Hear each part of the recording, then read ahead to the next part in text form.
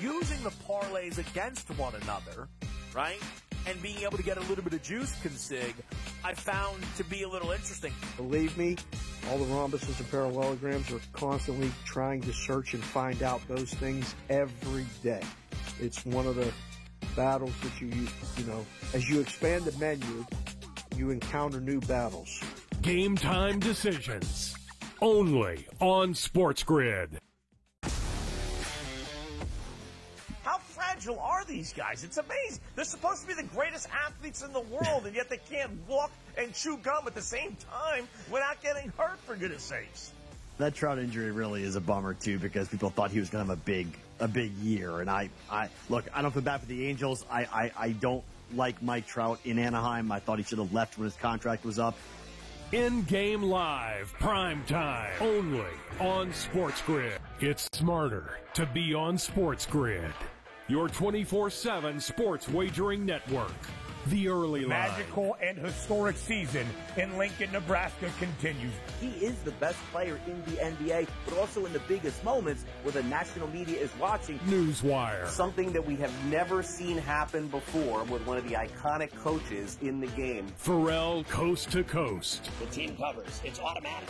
It's every time. Not sometimes. It's every time. Game time decisions. Luka is actually far more dangerous from three on the road this year than at home. This game here tonight, you may want to consider taking as many points as humanly possible. In-game live, prime time. We got not one, but two coaches fired systems in place. Sports Rage This late sort of night. has letdown written all over it. It's going to be hard to match the emotion that they played with the other night. It's smarter to be on Sports Grid.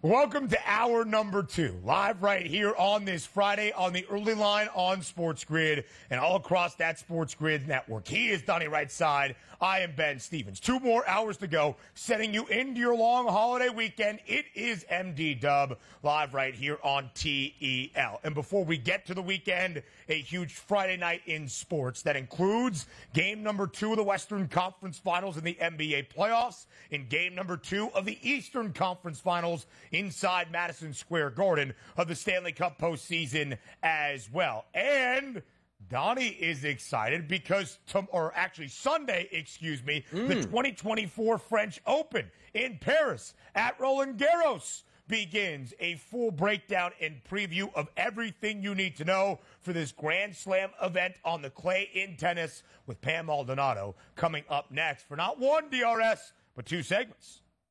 By the way, why don't we isn't the Indy car races, the Indy 500 this weekend? Like, why don't we have a couple segments here? We should have experts on talk. It's a shame that some things get left out here, but I got to bring them up and say, you know what? The Indy 500 used to be a big part of my childhood, and I don't even remember when the race actually is. Is it Sunday or Monday at this point? I think it's Sunday. So there you go.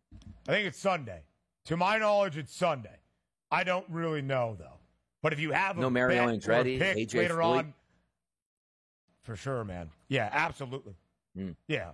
Okay, we have confirmed that it is on Sunday. If our producer was a bigger fan of the Brick and the Indianapolis Motor Speedway, then maybe we'd have 2 segments on that. But he's more so a tennis guy. I can tell you what we're all fans of here, previewing game number 2 of the Western Conference Finals. Tonight, in Minneapolis between the Timberwolves and the Mavericks. Of course, Dallas takes game number 1 on the road. 108-105. The Mavericks winning outright as a 4.5-point underdog. A total of 206.5 does go over. So now we get ready for game number 2. And one thing that has really stood out, DRS, in the comparison between these 2 conference finals series, Boston tested, escapes game 1 in OT against Indiana, but a double-digit favorite in the Celtics, no longer for game number 2, only 8.5 points.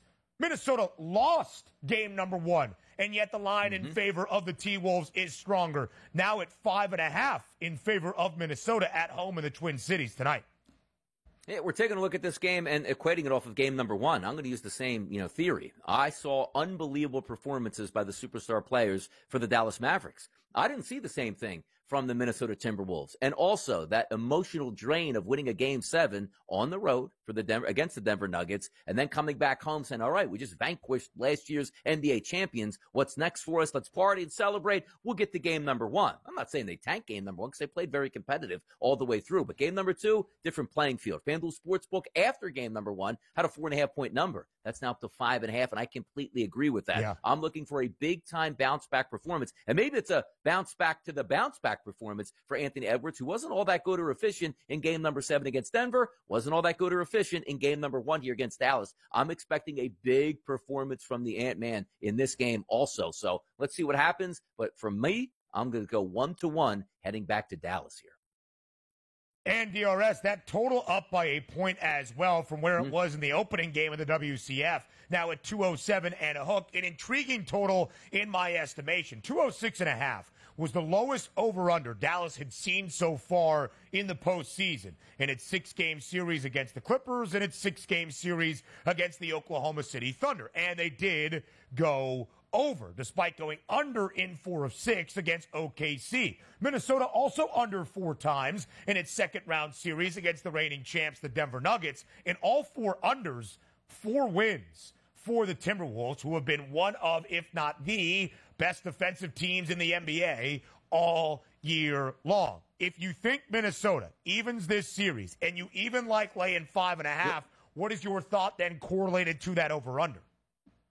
It probably just goes back to what we were thinking before, right? The defensive team would like to keep the game more defensive as opposed to offensive. And particularly when you look at the Mavericks, they're more offensive than defense. And then the Timberwolves certainly more defensive than offensive. And it's not any disrespect to Minnesota's offense, which is good. But when we look at Minnesota, that team, you say, you know what? They can play some defense. I don't know. The Defensive Player of the Year certainly resides with them as well. A lot of big pieces, good rebounding. And so I'm looking forward to this and saying, same thing we saw in game number 1. We see 210, 215, 220. That probably means the Dallas Mavericks, Luka Doncic, and Kyrie Irving had a really good night. And again, it could still go the other way, but that same correlation sticks out. We saw it come to play in game number 1. Probably the same thing here, Ben, in game number 2. Listen, it's not the 224.5 that we saw last night in game 2 in Boston. 207 and a hook to go over. 105-103, Minnesota wins, or 111-104 if they cover. We are still going over that total by a pretty considerable margin, and I don't think we would call that the highest scoring affair we had ever seen in the association. Minnesota has been a favorite at home in all 6 games they have played in the Twin Cities. The only time the T-Wolves have been a favorite throughout their postseason run in any of their 12 games. They are 3-3, both straight up and against the spread. But this 5.5-point number, the largest in favor of Minnesota throughout the playoffs. Dallas as an underdog has been great. 5 games for the Mavericks as a dog. They have won 4 of them outright. You talked about a bounce back for Minnesota to even this series. If so, that probably means Anthony Edwards has a much better game as well. 28.5 is the points prop for the Ant-Man. It was at 27 and a hook yesterday, up by a point. For Anthony Edwards to flirt with 30, you would think that is a clear pathway for Minnesota to get its first victory of the Western Conference Finals. It is, and also Karl-Anthony Towns as well, because you are looking at your superstars to propel you in the biggest moments. You didn't get that in game number 1. Now, granted, I just told you about that game 7, how much it took out of maybe Minnesota just to get over the hump to take care of Denver, and then you had to get that same energy on your home court. You just didn't have enough of that. But also, this isn't one of those where you talk about, like, every other game Dame, like Damian Lillard, like, hey, he gets 33, and then he gets 16, 33 and 16. We were expecting great performances all the way through, and maybe anointing Anthony Edwards as the Michael Jordan type already at only, 22, 23 years old, where he's supposed to score 40-plus points in every playoff game. You're going to have those down nights, but these are back-to-back performances here. And much like I saw in game number 1, I want a role reversal. I want that super athletic Anthony Edwards driving to the basket and forcing the play as opposed to settling for 3-point shots. But if he does take double-digit 3-point shots and makes 7 out of 11, sure, you're going to take that, and he's be well on his way to 30 points. I just need a more aggressive Anthony Edwards in this game, and I think we get it. So again, the correlation in this game, Anthony Edwards plays really well. Yeah, Minnesota's going to win this game, no doubt. And you need more from Karl-Anthony Towns as well. To Donnie's point, the Ant-Man, 6 of 16 from the floor in game number 1, but 5 of those 6 made field goals from 3. 12 of the attempted 16 field goals also from deep. Not great. Cat, 6 of 20, 2 of 9 from 3 in game number 1. The 2 superstars for Minnesota shot a combined 37.5% from the field. Not great. Jaden McDaniels, the leading scorer for Minnesota. He has scored 21-plus in 3 straight. His points prop for game number 2 tonight is only 12 in a hook. Are you getting him on a heater, or does he come back down to earth a little bit tonight in this second game? You need better performances out of your superstars, and I think that's the silver lining for Minnesota. You lost the game by 3, really back and forth throughout the entirety of the second half, never larger than an 8-point spread or 8-point lead in favor of Dallas, and your superstars were bad. For the Mavericks, your superstars were great. They scored 63 points. If you want a silver lining for the Mavs, they shot 24% from 3, so that's how they continue to pick up the offensive pace tonight. Luka Doncic, 29 and a hook. Kyrie Irving, 23 and a half. He scored 30. Luka scored 33 in game number 1. What do they do for an encore in game 2? Look, I always like to ride the hot hand here, and for a while we were taking a look at what is up with Kyrie Irving. Like, the guy scores around 10 points a game. That's not what we expected here. We expected him to be in the 20s, and now we're seeing back-to-back games of Kyrie Irving really pressing the needle down, and I look forward to him continuing that. Let's just see a little bit more three-point shots, Kyrie. How about that? Plenty more previews for game 2 coming your way later in this hour, but next, the French Open.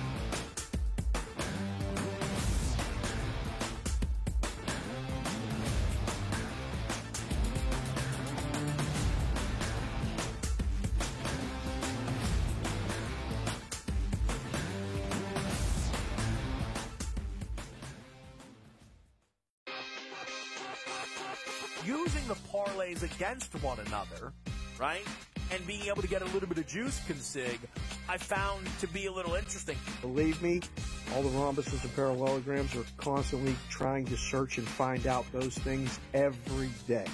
It's one of the battles that you know, as you expand the menu, you encounter new battles. Game time decisions, only on Sports Grid. How fragile are these guys? It's amazing. They're supposed to be the greatest athletes in the world, and yet they can't walk and chew gum at the same time without getting hurt, for goodness sakes. That Trout injury really is a bummer, too, because people thought he was going to have a big year. And I look, I don't feel bad for the Angels. I don't like Mike Trout in Anaheim. I thought he should have left when his contract was up. In-game live, prime time, only on Sports Grid. It's smarter to be on Sports Grid. Your 24/7 sports wagering network. The early line. Magical and historic season in Lincoln, Nebraska continues. He is the best player in the NBA, but also in the biggest moments where the national media is watching. Newswire. Something that we have never seen happen before with one of the iconic coaches in the game. Pharrell, coast to coast. The team covers. It's automatic. It's every time. Not sometimes. It's every time. Game time decisions. Luka is actually far more dangerous from 3 on the road this year than at home. This game here tonight, you may want to consider taking as many points as humanly possible. In-game live, prime time. We got not 1, but 2 coaches fired systems in place. Sports Rage Late sort Night. of has letdown written all over it. It's going to be hard to match the emotion that they played with the other night. It's smarter to be on Sports Grid.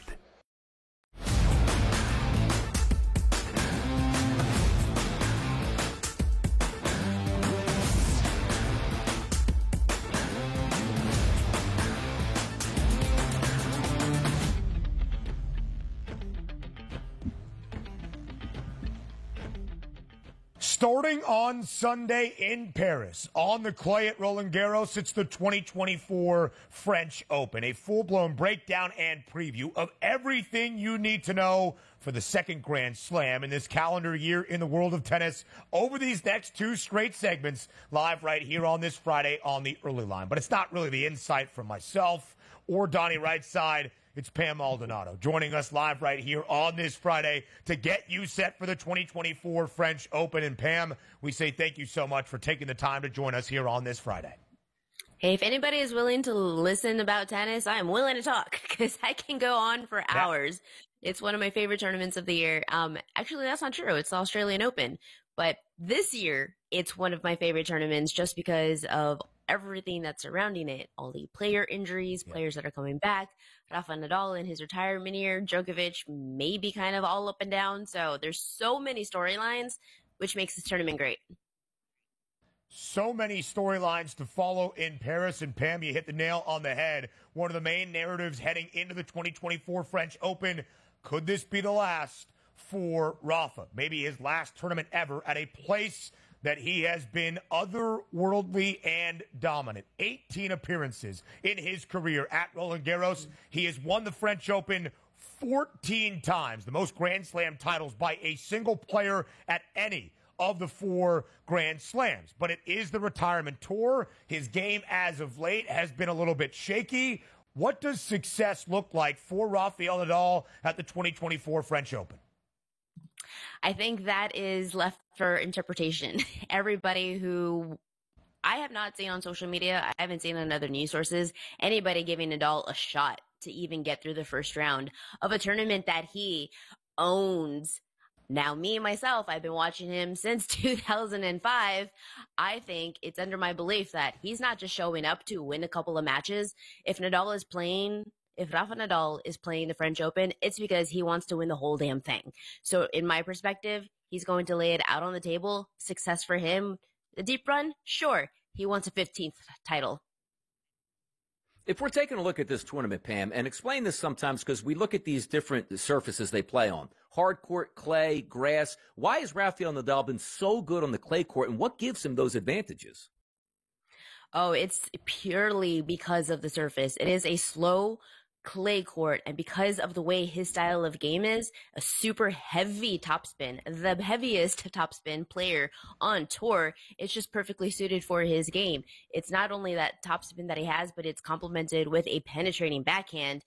And you want to talk about like the mental mindset that is required in a best of 5 tournament. There's no other player out there who has the bull-like mentality than Rafa Nadal. He's even said it himself. If I lose tactically, okay, but you will never see me lose mentally. That is not okay. When you have somebody who has that type of mindset going into not even just a major tournament, how he plays a 5-set major is the exact same way he plays a 250 best of 3 event. It doesn't matter to him. He's out there he wants to win. He is a competitor at heart. And because of that, it's just like a dominating force. It's a collective unit of things. And when clay, especially at Roland Garros, is a slower surface, it's about endurance. It's about that mental mindset. If you do go a full 5 sets, there's so many aspects that come into it, but more so, it's definitely that heavy topspin that he has, and it excels at the most. So, Pam, you mentioned it already. A marquee matchup in round number 1 with the draw coming out earlier this week. Rafa will be an underdog in his first match at Roland Garros against Alexander Zverev, who has the 4th best price to win the men's title at the 2024 French Open. And Zverev coming off a victory in Rome at that Masters 1000 event. Although Rafa is the underdog, how competitive do you expect that opening round match against Zverev to be? I had to really think about this as far as me being the bettor and me being the fan. How am I going to relay information to my audience when it comes to this wager? Because one, it was totally unexpected by everybody, threw us all off guard, that it is this is something that you would see in a semifinal or a final of a major, not in the first round. So because of that, I really having to dial back my fandom and look at this as objectively as I could. And I still want to go with Rafa Nadal not only has a chance to cover the game spread, cover a set spread, but to come out as the outright underdog in this matchup. The last time that these two players faced, Zverev and Nadal, was back in the 2022 French Open. Nadal, in his career, has only had 3 losses at Roland Garros. He's 18-0 in the first round. Now, this is an entirely different situation, but his earliest exit was in the round of 16 against Robin Soderling. The reason why he left so early was there's a lot going on in that year. His parents were getting divorced. He didn't have the mindset. And the following year, he whooped them in straight sets to be like, okay, you know what? That was a mistake. This is no longer going to happen. Nadal is combat ready. He's rested. He has the mentality of a bull. And he's not just, like I mentioned, he's not just showing up to win a couple of matches. He's not here to show face. He is showing up to win all of it. And it starts with Nadal. His game style still suits. It doesn't matter if he is 37 years old or 27. His body may not be the same, but his game tactics, his ability is still there. He's coming into this rested. This is the best shot. Getting him in the first round was what he could have best asked for. If this was Zverev in the fourth round quarterfinal, I would have some hesitation. But his best opportunity to win as an underdog is in the first round. It's pretty crazy to see him plus 290 in round number one. You'd be looking at a plus 290 typically to win a major championship here. But let's take a look at also the men's singles odds to win it all. Alcaraz at a plus 250 price, Djokovic at a plus 270, followed by Sinner, Zverev, and Tsitsipas. Is there a favorite that you like in this tournament, Pam? And also, is there a dog price that you like where somebody like, you know what? I'm not paying attention to this person. Maybe we should be. So Novak Djokovic would be my straightforward bet to win. If there's only one wager to make, it's going to be on Djokovic. He's won 7 of his last 11 slams, 4 of his last 6, and 2 of his last 4 French Opens. The 2 losses that he had was against Nadal. This year, 2024, has been really rough. No titles, no top 10 wins, and a couple of bad losses. But what I'm seeing from him right now in Geneva is that he is more so looking. He's fired all of his team. He hasn't won anything, but he's looking for that confidence. And you see it if you're watching his Geneva matches at 6 a.m. He has found it. And you're looking for situational spots. He's getting comfortable with those. He'd be my pick to win. More with Pam up next.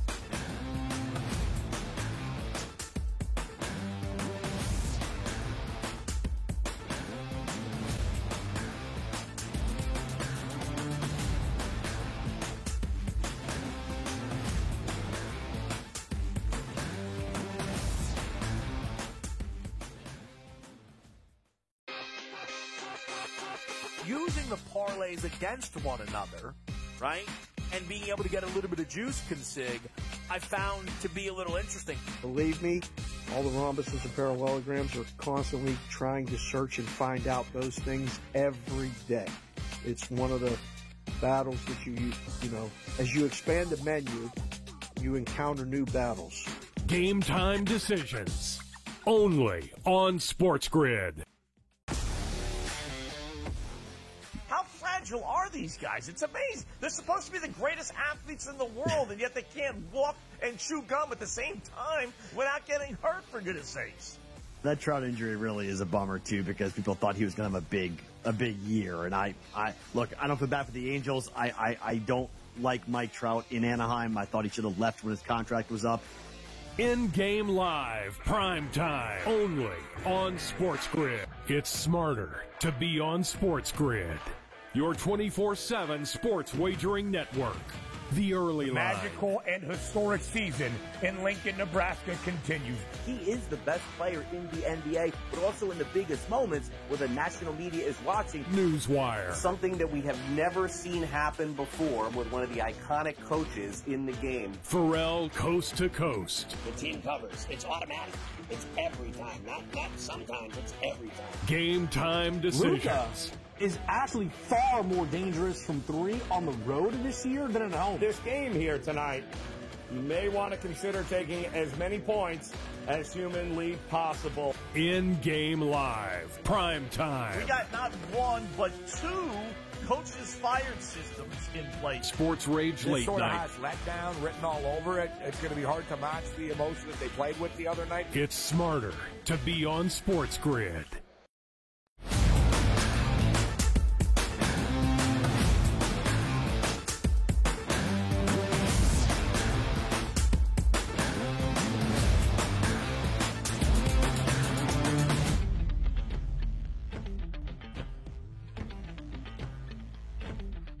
We continue our 2024 French Open preview live right here on this Friday on the Early Line on Sports Grid. Action at the second Grand Slam of this calendar year in tennis gets underway on Sunday over in Paris. Pam Maldonado joins us for a second consecutive segment. Pam, we looked at the men's draw, now to the women's title race in Paris at Roland Garros. And there is already an odds-on favorite before the tournament has even begun. Iga Swiatek, minus 160, the heavy odds-on favorite to win the women's title at the 2024 French Open. You can see the minus money price in the large gap in front of everybody else. Aryna Sabalenka, Coco Gauff, everybody in there with less than a 10-1 price. Pam, you see the odds. How would you describe how far ahead Iga Swiatek is versus the rest of the field?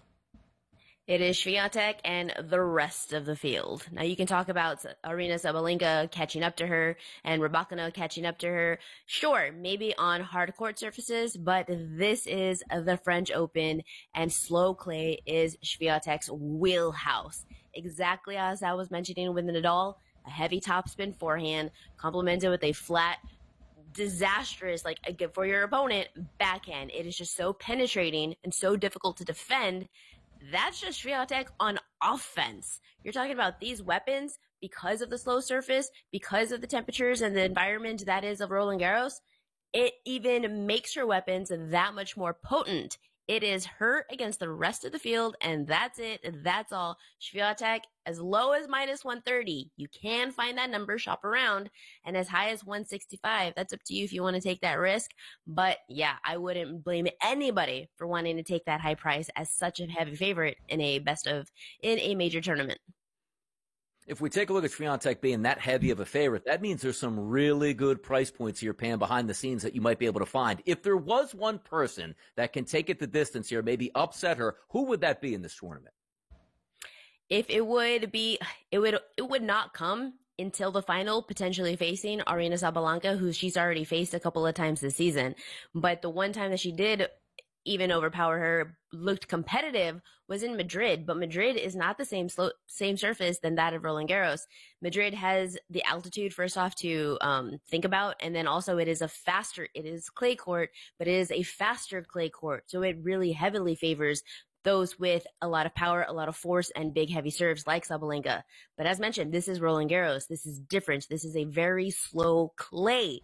So I actually don't expect that Swiatek is going to have a lot of problems. If there was to come into play where maybe she can drop a set, maybe the quarterfinals against the American and Danielle Collins.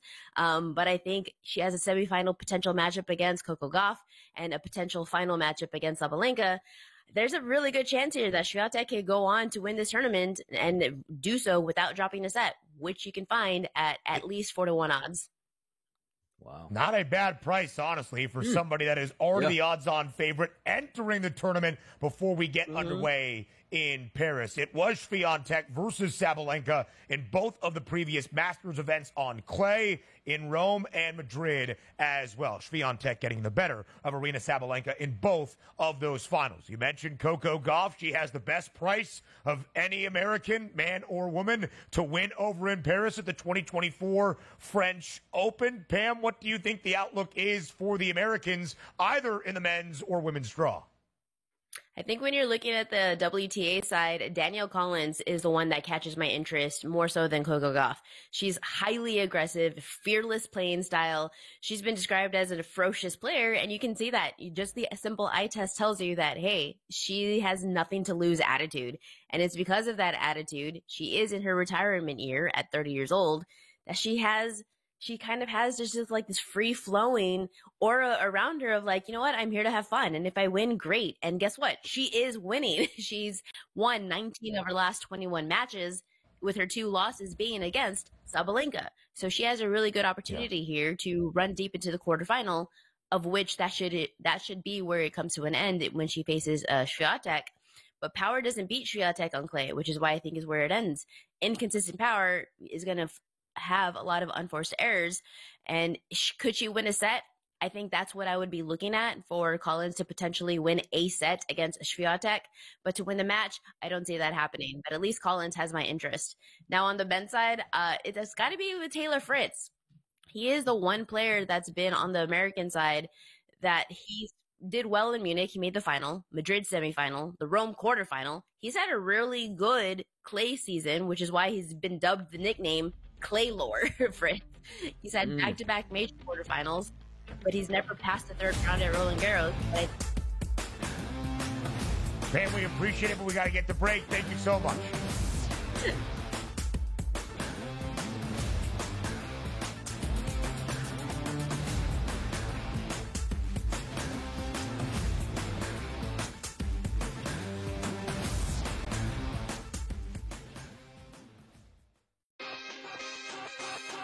Using the parlays against one another, right?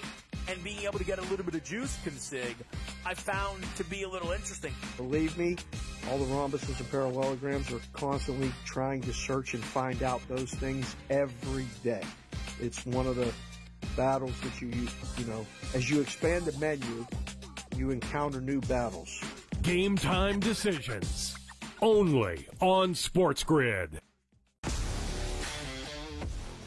How fragile are these guys? It's amazing. They're supposed to be the greatest athletes in the world, and yet they can't walk and chew gum at the same time without getting hurt, for goodness sakes.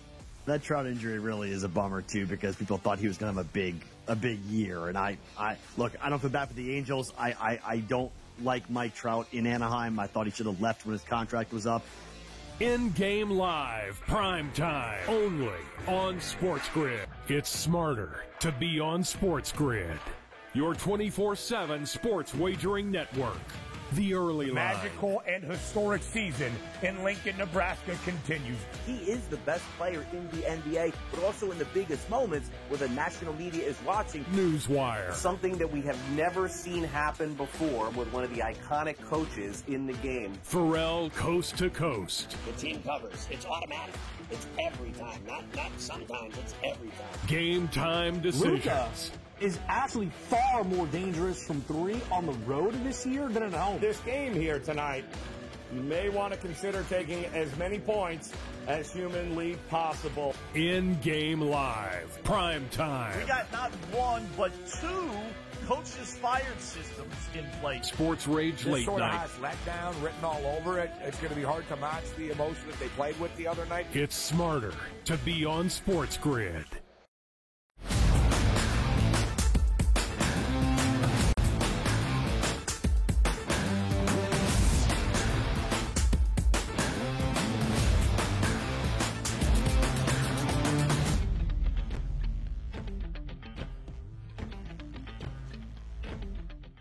Game number 2 last night in Boston of the Eastern Conference Finals between the Celtics and the Pacers. We recap with our coach, James Young, JY, in just a little bit. He is running just a tad behind, but he will be here for your full scouting report on this Friday. Not only a recap, DRS, of Game 2 in Beantown, but a preview of Game number 2 tonight in Minneapolis between the Timberwolves and the Mavs. We didn't really get into this discussion. There wasn't as much time before we hit the commercial break, but I do find it fascinating that Jaylen Brown is now the odds-on favorite at -125 to win the Eastern Conference Finals MVP award after a 40-point performance in a great game number 1 that included hitting that game-tying 3 to send it to the extra session. Of course, Jaylen Brown has been the better player in comparison to the other Jay in Jason Tatum to start off this series. But yesterday, Tatum was -280 to win the ECF MVP before game number 2.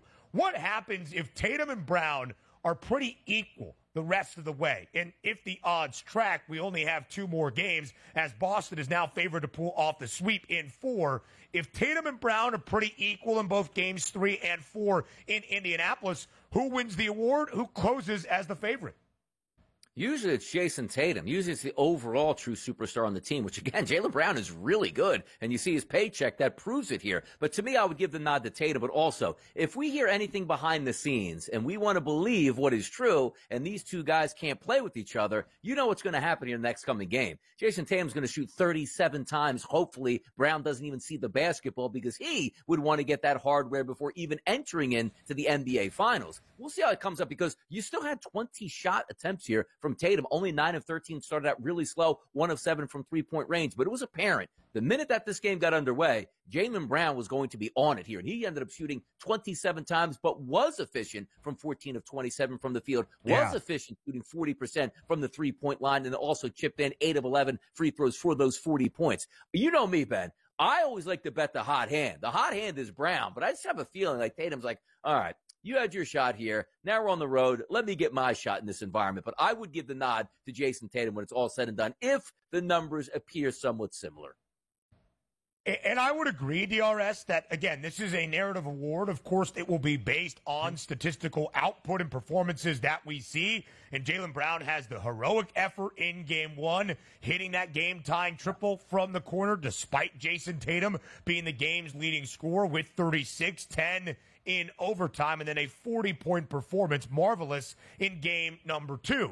But if Jason Tatum looks good in Game 3, he's going to flip back to the favorite side. There is not a ton of value left in this series just based on what we expect, anticipate, and what the odds are telling us, with Boston as a minus 10,000 favorite. So our coach, James Young, is here to detail where the rest of this series goes as we get ready for game number 3 tomorrow night in Indianapolis between the Pacers and the Celtics. JY, thanks for being here on this Friday. Let's dive right in. We look back quickly one last time on Game 2 inside TD Garden. The Celtics win by 16, 126-110, covering as an 8.5-point favorite. What was the main storyline for you emerging out of this second game?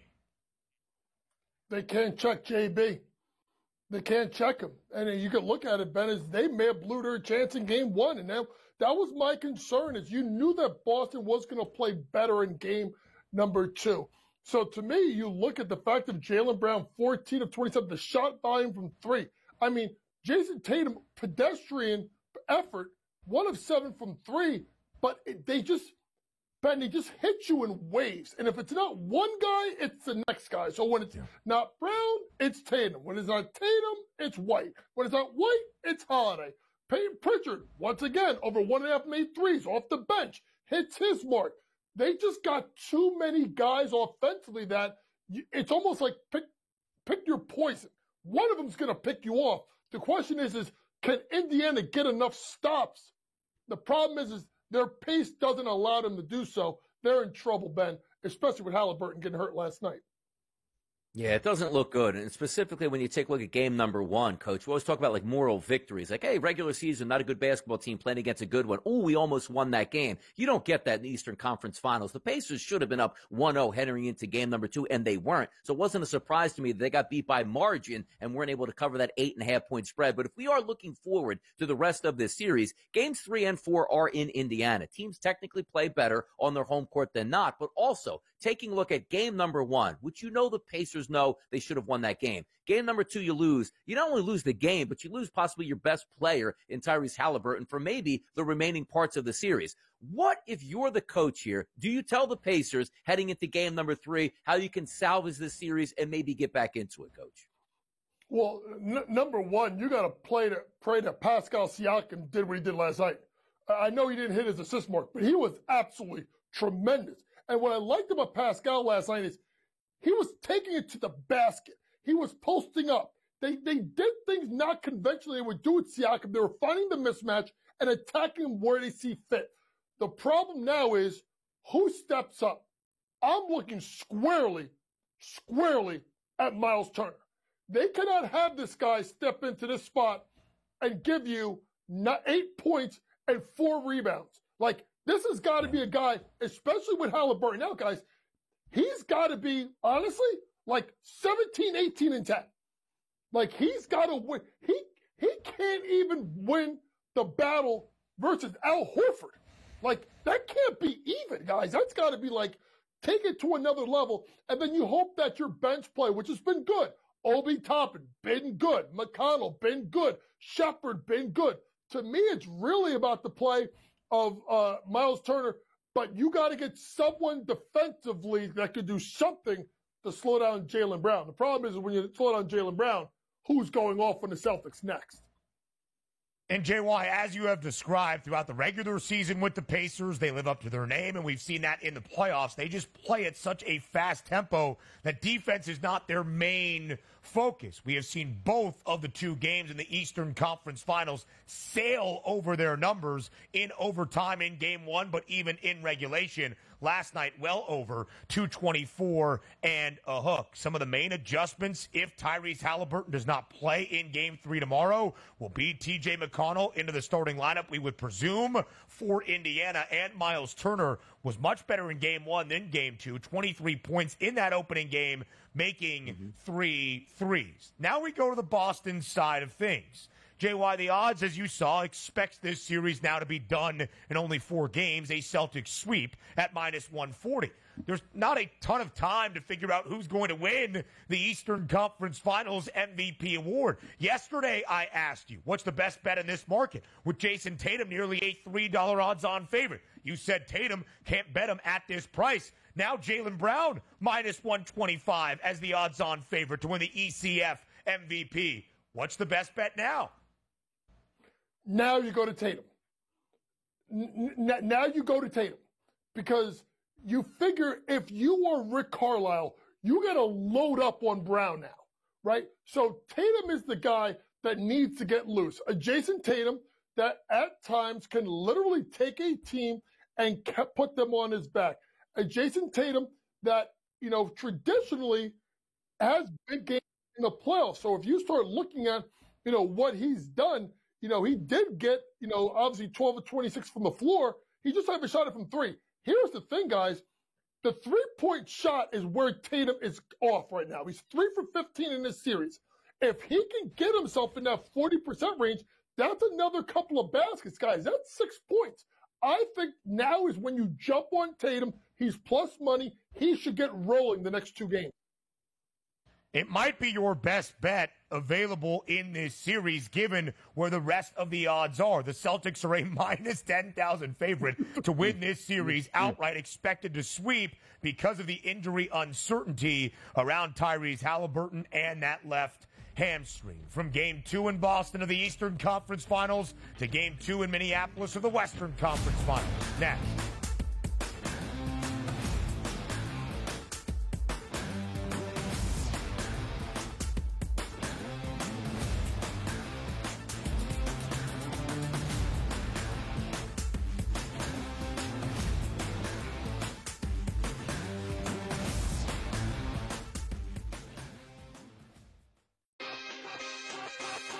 Using the parlays against one another, right, and being able to get a little bit of juice consig, I found to be a little interesting. Believe me, all the rhombuses and parallelograms are constantly trying to search and find out those things every day. It's one of the battles that you as you expand the menu, you encounter new battles. Game time decisions, only on Sports Grid. How fragile are these guys? It's amazing. They're supposed to be the greatest athletes in the world, and yet they can't walk and chew gum at the same time without getting hurt, for goodness sakes.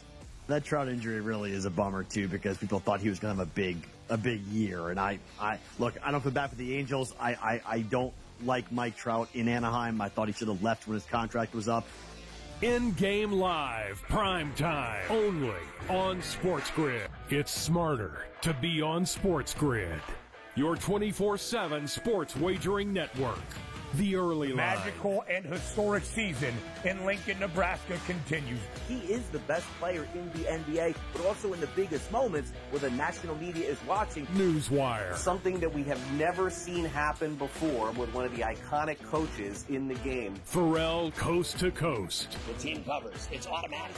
It's every time. Not sometimes. It's every time. Game time decisions. Luka is actually far more dangerous from 3 on the road this year than at home. This game here tonight, you may want to consider taking as many points as humanly possible. In-game live, prime time. We got not 1, but 2 coaches fired systems in place. Sports Rage Late sort Night. of has letdown written all over it. It's going to be hard to match the emotion that they played with the other night. It's smarter to be on Sports Grid.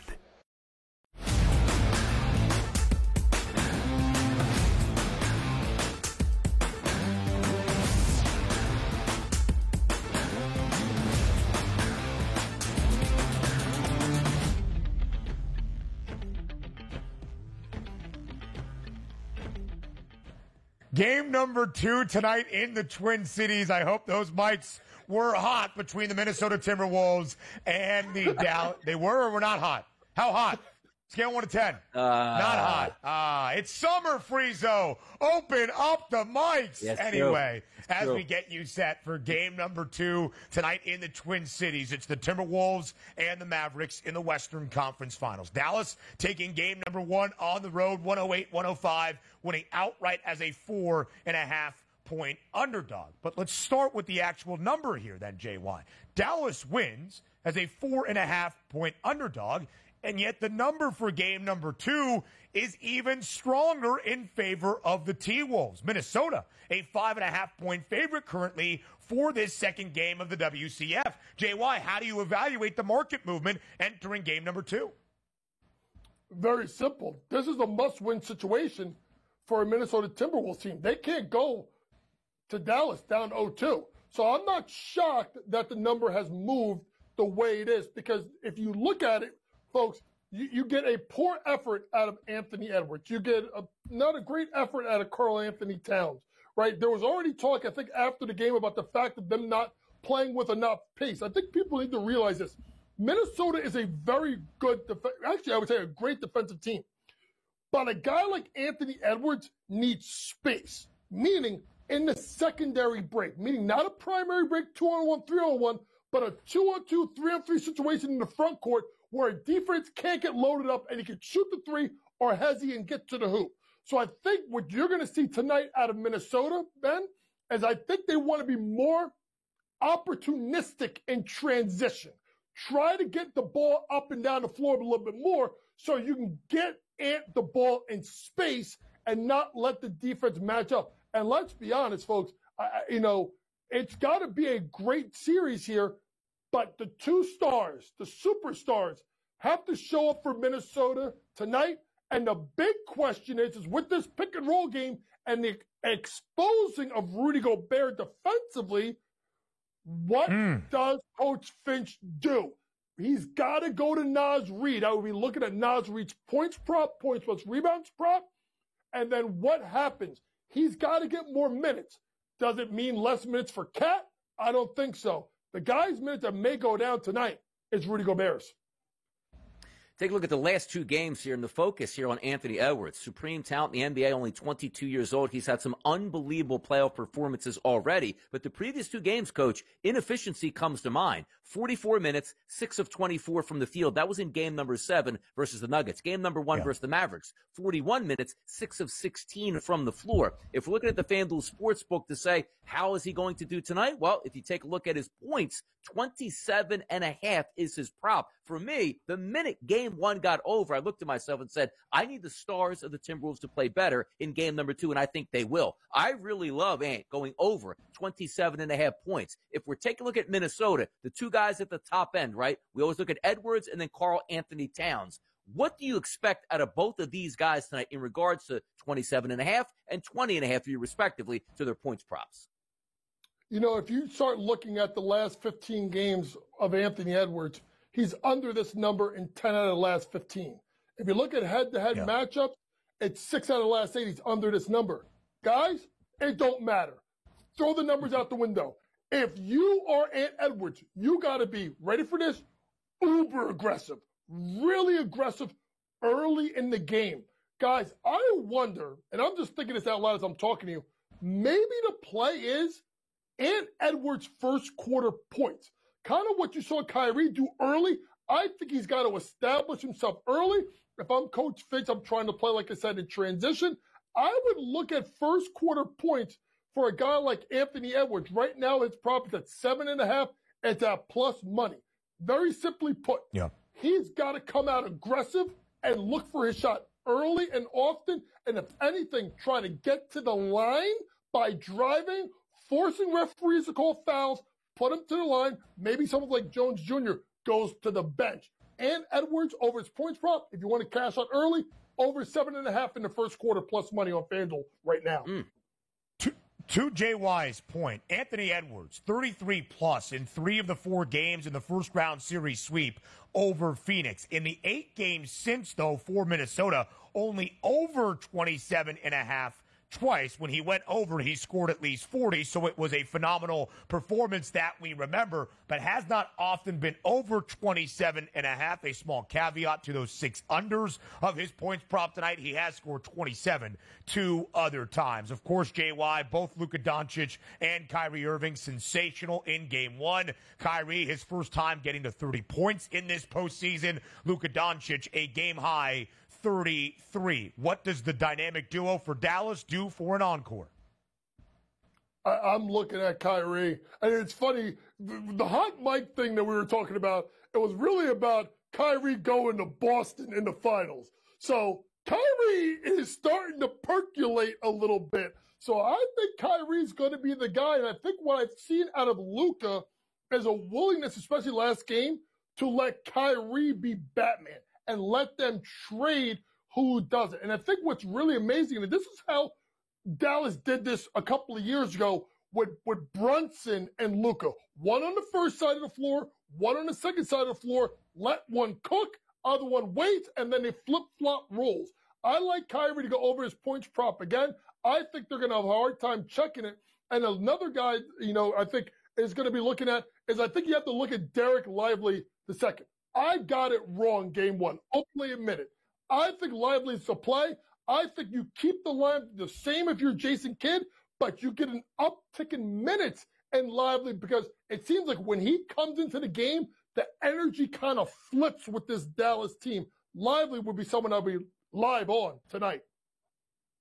8.5 is the points prop for Derek Lively, the rookie out of Duke, the over even money plus 100. Let's show the Western Conference Finals odds and where the series stands entering game 2 tonight with the Timberwolves a 5.5-point home favorite. So we can show the odds, JY can look at them, and then we can get his take and his reaction on the other side. Dallas has flipped to the series outright favorite at minus 154. The T-Wolves, the underdog, at plus 130. Are the prices correct? JY will tell you up next here on the Early Line.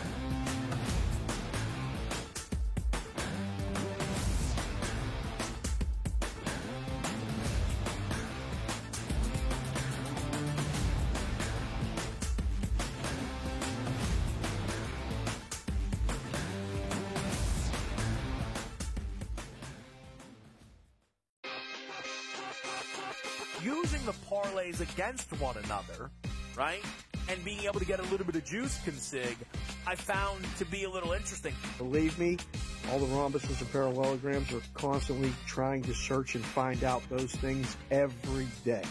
It's one of the battles that you as you expand the menu, you encounter new battles. Game time decisions, only on Sports Grid.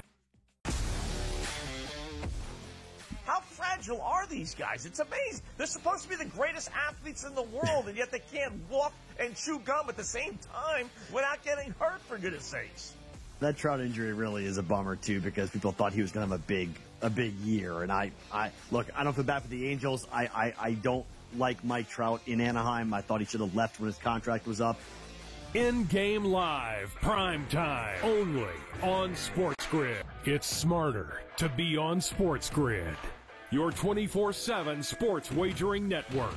The Early Line. Magical and historic season in Lincoln, Nebraska continues. He is the best player in the NBA, but also in the biggest moments where the national media is watching. Newswire. Something that we have never seen happen before with one of the iconic coaches in the game. Pharrell, coast to coast. The team covers. It's automatic. It's every time. Not sometimes. It's every time. Game time decisions. Luka is actually far more dangerous from 3 on the road this year than at home. This game here tonight, you may want to consider taking as many points as humanly possible. In-game live, prime time. We got not one, but 2 coaches fired systems in place. Sports Rage Late Sort Night. of has letdown written all over it. It's going to be hard to match the emotion that they played with the other night. It's smarter to be on Sports Grid.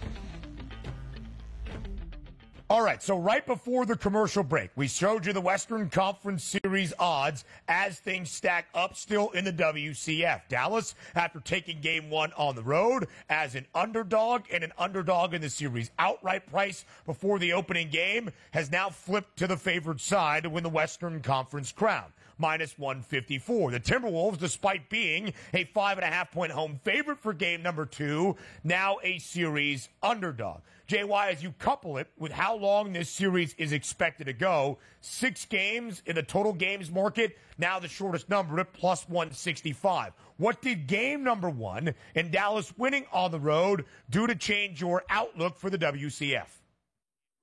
None. 7. I said 7 before, 7 now. The reason why it's 6 is very simple, folks. Game 7 is going to be in Dallas. So that's why you're looking at it as 6 games being the shortest spread, because people think about Dallas winning the game, winning in 7 is not the possibility. But to me, I think this is a 7-game series. I said beforehand that was going to be the case. I'm sticking to it. My best bet is it goes 7 games because I think you're going to have this zigzag theory come on. I think it's 2-2 after 4 games. And then it's a best out of 3. And I wouldn't be surprised if home court is held in game 5 and 6. And we're looking at a game 7. 2 evenly matched teams, 2 teams that are really good defensively. I think we'll get Minnesota with the win, 1-1. Then the market will probably shift again. So to me, I think it goes 7 games. Give me the T-Wolves in 7 here, but let's take a look at some other NBA opportunities that are opening up, Coach. Maybe you want to slide into that Cavaliers job at this point. Why? Because J.B. Bickerstaff was let go. Not a big surprise here. Let's look at the future of the Cavaliers and what this means for them, Coach. First things first, what took them so long? I mean, we all knew this was coming, right? There was no way they were running it back. And the thing that I need to ask is this. They set this guy up for failure.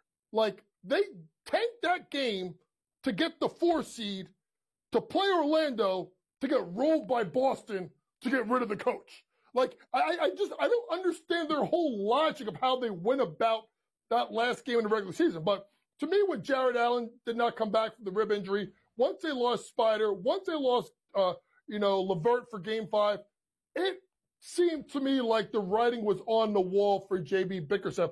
And J.B. Bickerstaff had 199 games the last 2 years. But also remember, guys, not just losing 4-1 last year. If I'm not mistaken, the year before that, I think they were the 7th seed and lost 2 play-in games and did not make the playoffs, if I'm not mistaken. So it's been 3 years of failure. You've got Donovan Mitchell. So the first thing you do, you get rid of the coach. And when you look at coaching candidates, I've said this ad nauseum, and he needs to get a job. He had one last year, and he gave it back.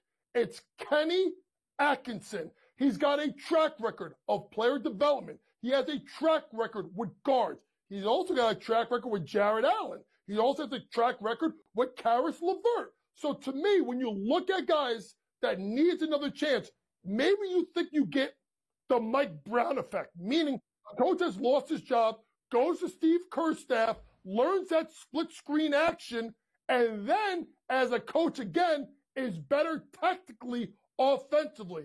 One call, only call if I'm Cleveland, that's the Kenny Atkinson.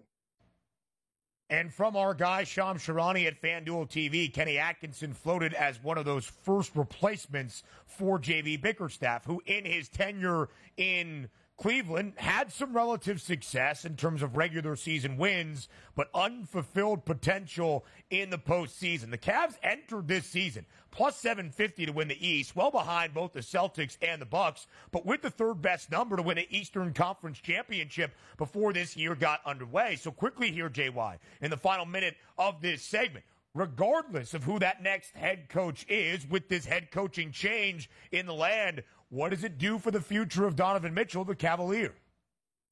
I think if you're Donovan Mitchell, I think the best thing for you to do is stay, get rid of Garland. You know he's going to go, and then figure out what you're going to do with Mobley and Allen, because I don't think those two can play together. I've gone back and forth. But if it's Atkinson, I would honestly, even though I love what he did with Jared Allen, Evan Mobley's upside, particularly how he played in Game 5, is so intriguing offensively. I would say keep Mobley, trade Allen, start over. You should be able to get a lot of capital for Jared Allen and for Darius Garland if you trade him.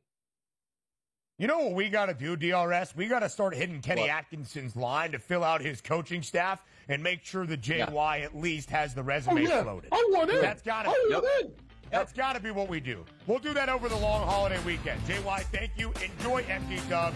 Hour 3 next. Oh, yeah.